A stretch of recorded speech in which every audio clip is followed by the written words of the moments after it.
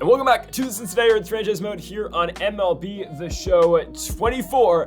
And the Reds winning streak has come to an end by the hands of the Miami Marlins, but it is okay. We are into the month of August, and my goodness, we are 77-39. We signed every single player we picked in the draft, so that's not a problem. We didn't make any moves at the deadline, and Will Benson goes out for 1 to 2 months with a broken forearm. That's unfortunate, because Will Benson was hitting the label off of the baseball so far this season. Elly De La Cruz has fallen off pretty mightily. He was batting around 300 at the All-Star break, and now he's at that 260 mark. We're going to call back up James Karinchak, who I did send down to AAA because of that struggling ERA, but with Benson out, I guess, yeah, we will bring back Karinchak, and Esteury Ruiz will make his way back into the starting lineup. He will not be DHing. We'll just switch him and Teoscar Hernandez. Ruiz goes to center, Friedel to left, and Teo will become the designated hitter. Will Benson was batting .334 and 25 home runs as of the injury. Crazy stuff. He's in the Hank Aaron Award discussions. He's even in the MVP discussion. However, that's going to get halted, of course, with the injury. We sent down Adam Duvall. I guess he's going to go through waivers because we don't really want the guy anymore. And we have Tommy Pham now instead. Just another old veteran that can come off the bench if we need a pinch hitter. Just did that because Rizzo can hit righties off the bench and Pham can hit lefties. We don't really have a need for Adam Duvall, who Duvall was batting like 100 over 30-something plate appearances. We don't need him. So as you saw in the title and the thumbnail of today's video, we're playing in Sacramento. Now, there is no actual Sutter Health Park, which is going to be where the A's are playing in the next 2 seasons in Sacramento in the game, but this will do. This is Franco Park, where the A's Double-A team, the Midland Rockhounds, play in this game, but it will suffice. The background kind of looks like California's capital in Sacramento, so we'll see what it does today. Yeah, the park's gonna play very small though. First pitch, Elly De La Cruz takes one, no doubter, in a deep right field. The fences are really short here, which should mean a lot of runs are going to be scored today. Shane Bieber on the mound for the A's, Rhett Lauder on the mound for the Reds, 481 feet for Elly De La Cruz. Yeah, that would have gotten out anywhere, but still, yes, that's an absolute moonshot. But the park is going to play small today. Elly De La Cruz with a leadoff home run. 481 is insane, though, to start off the ball game. TJ Friedel will strike out. Up into the box is Bryce Harper. Teoscar Hernandez, of course, is back from injury now. So basically, Esteury Ruiz has found himself back in the starting lineup because of the injuries to Teo, Harper, and Benson throughout the season. Esteury Ruiz has had a starting job pretty much the entire year.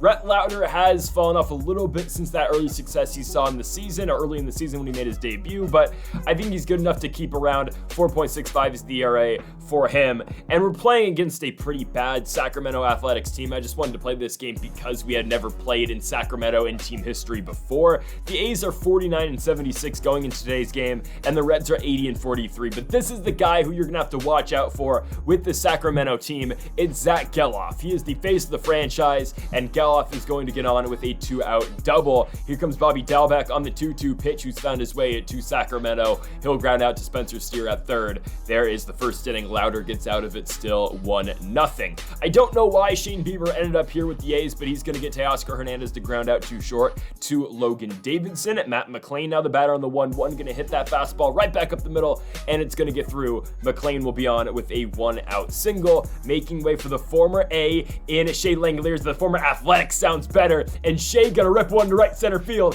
McLain was already in motion. He's gonna score. It's a 1-out RBI double for Shea Langoliers. It's 2-0 for Cincinnati. Might be 3-0. Steer sends one to right. Here comes the throw by the right fielder, Victor Robles, and he guns out Langoliers at the plate. 2 gone for the 9 spot, Esteury Ruiz, and they're gonna call that a strike. The entire ball was outside of the strike zone. Not Ruiz's fault in the slightest with that call. We go in to the bottom of the second. Jacob Wilson going to ground out to first to Bryce Harper. Here comes Logan Davidson hitting one in the air right to Matt McLain. 2 outs for the DH Owen Cassie, and Cassie's going to get popped out into foul ground. Spencer Steer going back on it, and he will make the play. Still 2-0 going on to the top of the third. Here comes Elly De La Cruz, homered in his first AB this time. Just going to get around that one, hitting it on the ground to Zach Geloff, the All-Star this season for Sacramento. 1 gone for TJ Friedel. He rips one, but straight to Geloff again.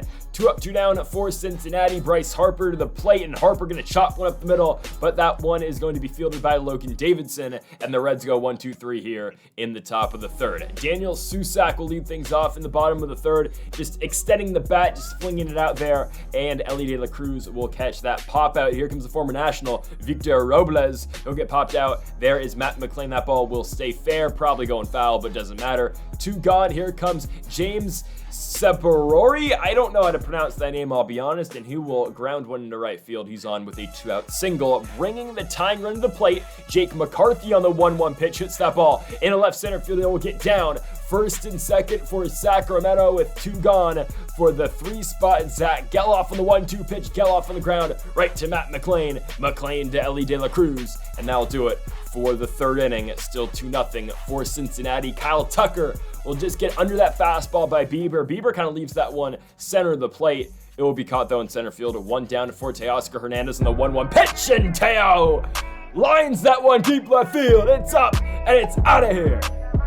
Teoscar Hernandez makes it 3-0, the second solo shot of the night for the Reds, following, of course, Elly De La Cruz's leadoff home run, and Teoscar Hernandez has got number 14 on the season, 369 feet into left field. That's where this park in Sacramento does play a little bit small, but it's fine. 3-0 for the Reds, as Matt McLain will follow Hernandez by grounding out to short. 2 down for the former Athletic Langoliers. Both Langoliers and Esteury Ruiz, obviously former A's. Ruiz we got before the move to Sacramento, but Langoliers obviously was traded midway through the year, so he has played here before. As we go into the bottom of the fourth, the A's just struggling to find any offense. Yeah, they have the double by Zach Geloff in the first inning, but other than that, Rhett Lauder has shut this team down. Jacob Wilson going to fly out into center right to Esteury Ruiz. 2 gone for the 6th spot. Logan Davidson on the 1-1 pitch. Davidson ran the ground as one shortstop will ground out to another. We move to the 5th. Still 3-0 for the Reds. Spencer Steers 1 for 1. He'll now be 2 for 2.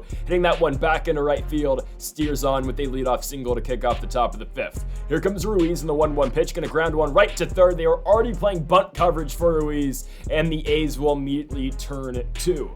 So we've got 2 gone for Elly De La Cruz on the 3-2 pitch. De La Cruz rips one deep left field. That ball's got carry going back on it, and that ball, oh! It's gonna be robbed at the fence. De La Cruz could have had home run number 2. Instead, it's a fly out, and the A's turn it around here in the bottom of the 5th with a leadoff extra base knock. There is the designated hitter, and Owen Cassie. He'll be standing on second here for Daniel Susac on the 1-2 pitch. There's strike 3 looking, though. Rhett Lauder gets him on the slider away. Here comes Victor Robles in the 2-2, chops one right back to Lauder. PFP's off the bump. 2 down, batter now will be the leadoff man in Sabarori.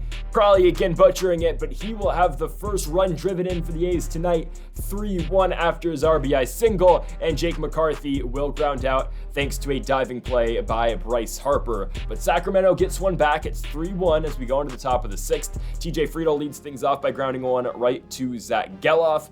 We've got 1 out now for the 3 spot, Bryce Harper on the 2-1 pitch, and Bryce will finally have his first base knock of the night. You thought maybe a play could have been made by Jacob Wilson at third. Instead, Harper's on, and Kyle Tucker will follow up by driving one deep into center field off of the batter's eye. That one's gone. 5-1 Cincinnati. Kyle Tucker goes straight away center field. Shane Bieber gives up his 5th of the night in terms of runs, his 3rd home run allowed. Tucker's got his 19th of the season, and this is a guy who has really come into his own as the season has gone on. If you remember at the All-Star break, he was batting around 220. He's gotten that average all the way up to 260, so Tucker really coming into form as we do make that push to the postseason, as tomorrow's episode should be, considering the big lead we already have in the NL Central over the St. Louis Cardinals, who are in 2nd place. Tomorrow should be the episode where we hopefully clinch the division. So on to the bottom of the 6th, Daniel Hudson comes out to pitch out the bullpen for the Reds. We got 5 innings from Lauder, and Hudson comes in and strikes out Zach Geloff. Bobby Dahlbeck now going to blast one, though. Deep left field, TJ Friedel going back, and Friedel is going to take one back would have gone out if Friedel wasn't there. I guess it's a robbery, and Hudson will strike out Jacob Wilson looking up and in. So we move on to the top of the 7th. Here comes Shea Langoliers, and he'll just get jammed on that inside fastball. It'll be the first out here at the top of the 7th inning, as that one's popped out to Victor Robles in right. Spencer Steer now comes up on the 2-1. He will line that fastball into center field, but charging in on it will be Jake McCarthy. We've got 2 outs for Esteury Ruiz, and Ruiz hits one over the head of the second baseman Geloff. He'll be on it with a 2-out base knock. Making way now for one Ellie De La Cruz. Ruiz looking to swipe second, and he will, so it gets us a runner in scoring position. Again, still only a 4-run cushion, so not insurmountable by any stretch of the imagination, but Ellie De La Cruz will add on to it. Should have had a home run in his last debut. It got brought back. Ellie right there, though, with a RBI double, making it 6-1. TJ Friedel on the 3-2 pitch will hit that one opposite way. It will get down as well. Another RBI for the Reds, and another run scored. 7-1 thanks to TJ Friedel's single. And now into the box, Bryce Harper, and you knew Bryce was finally gonna get into the home run equation again off the batter's eye. Bryce Harper makes it 9-1, and this one is just about over here in Sacramento.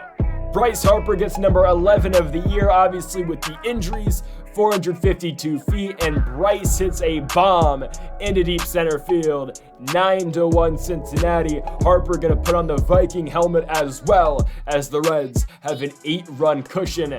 And we're still in the top of the 7th. Kyle Tucker, though, will get popped out on that fastball. The first baseman is over there to put him away. But again, it is an 8-run lead for the Reds. As we go on to the bottom half of the inning, here comes Gregory Soto, just coming in to get some work. The guy's got a 2.12 ERA in the year. He's been phenomenal. But Logan Davidson will start this inning off by picking up a single into left field. Owen Cassie now in the 1-2, gonna look, silly on that slider away, striking out. Here comes Daniel Susak, and he will get popped out. Bryce Harper going back on it, and he will make the out. 2 down now for the 9th spot, and Victor Robles on the 1-2 pitch. Robles can't pull the trigger. That will do it for the 7th inning. Still 9-1. 2 gone in the top of the 8th. Luis Medina actually does go 1-2-3 as he will strike out Langoliers. We go immediately to the bottom of the 8th, and Soto going to start off the inning with a strikeout. Jake McCarthy now going to hit one and chop one right to Matt McLean.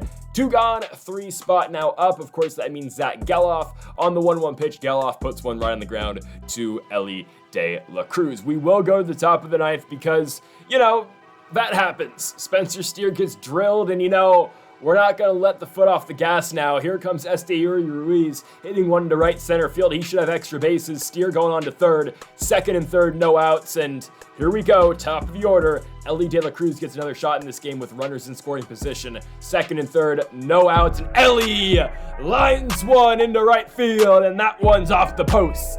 Now again, this really isn't a big league home run because the distance really isn't all that, but hey, we're playing in a park that does have a major league team playing here. John Fisher probably is excited to see an opposing player hit a home run out here, and that's what Ellie De La Cruz is going to do. The A's should sell the team, but it's 12-1, and the Reds are up by 11.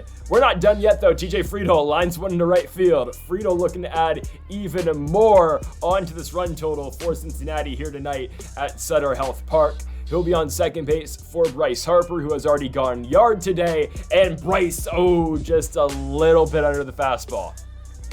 Could have had number 2 on the night. Instead, Harper flies out. Tucker's gone yard tonight as well, but he's actually going to strike out. Munoz has actually done a pretty good job, stopping the damage, I guess, in this game. Teoscar Hernandez lines one at too short, and that will do it for the inning. But, I guess the Reds only have an 11-run cushion. They should be fine. We're going to bring out Mason Miller for the bottom of the 9th, the former Athletic, who, they moved on from. He was in the same deal with one Esteury Ruiz. He'll get Dahlbeck to fly out into right field. Jacob Wilson, again, everyone's just late on Mason Miller's pitching because he throws so hard. There's Kyle Tucker in right field. Logan Davidson on the 1-2 pitch again. Guy is late. He's going to hit that one right to TJ Friedel. Friedel has got it, and that is your ball game. The Cincinnati Reds, yes, is an anticlimactic as the game goes on. Sure. We win by 11 runs. Your final score is 12-1.